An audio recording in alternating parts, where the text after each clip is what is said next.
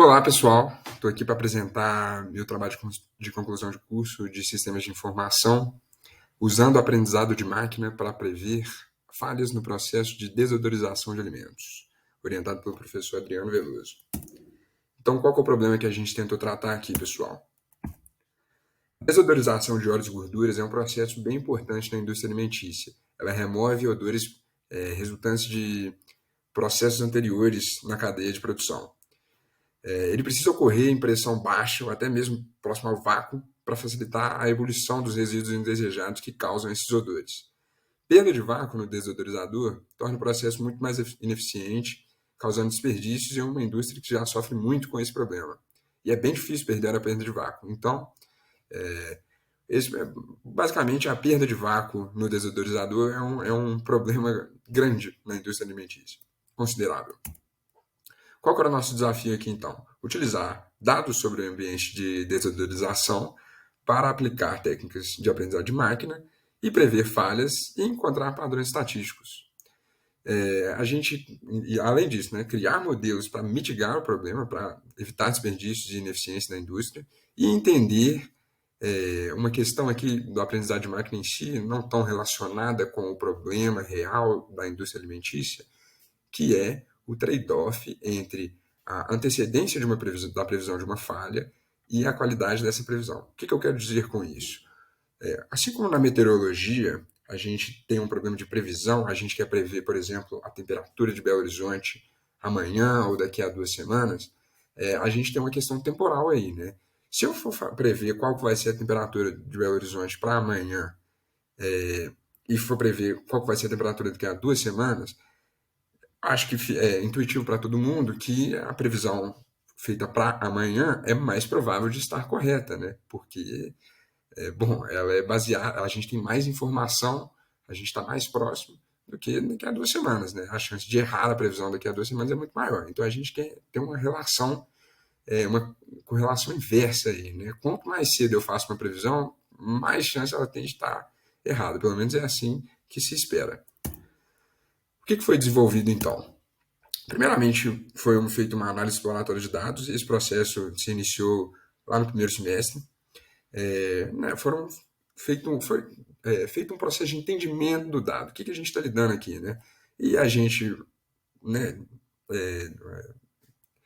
plotou como se comportava a pressão ao longo do tempo, como as features se correlacionavam, qual era a variância, a média, o desvio padrão da pressão de vácuo, etc. Coisas assim. Além disso, a gente também utilizou técnicas específicas para o entendimento dos dados de séries temporais, como fator de autocorrelação, função de autocorrelação, decomposição temporal, né, né, decomposição em sazonalidade, em tendência. Então, também foi feito isso. Depois disso, foi feito um processo de limpeza dos dados, removendo outliers. O algoritmo Isolation Force foi utilizado para remover eventuais dados que pudessem enviesar os nossos modelos. Haviam alguns dados que estavam errôneos, eles precisavam ser tratados, alguma coisa precisava ser feita sobre eles, porque eles poderiam ter um grande impacto no modelo, devido a serem aos seus valores serem tão diferentes dos demais. E aí, depois disso, a gente partiu para a fase de modelagem, que tomou a maior parte do tempo desse semestre. Primeiramente, foram utilizados os modelos ARIMA e XGBoost. Esses modelos já haviam sido desenvolvidos no semestre passado. O modelo ARIMA é um modelo clássico em séries temporais, mas é um modelo extremamente simples, não se mostrou nada útil. O algoritmo XGBoost, ele é um algoritmo de machine learning clássico, não é feito para tratar de séries temporais, mas a gente pode fazer adaptações que foram feitas. E além disso, principalmente, a gente utilizou redes neurais. Né? Redes neurais, principalmente LSTM e Transformer, que são duas arquiteturas que foram criadas justamente para lidar com dados sequenciais. Os Transformers estão muito em voga hoje, devido ao seu sucesso no campo do processamento de linguagem natural, mas essencialmente uma rede neural com arquitetura Transformer, ela foi criada para lidar com dados sequenciais de qualquer tipo, não necessariamente linguagem natural. E assim como a linguagem é um tipo de dado sequencial, as séries temporais também são, e por isso a gente resolveu utilizá-los nessa aplicação aqui.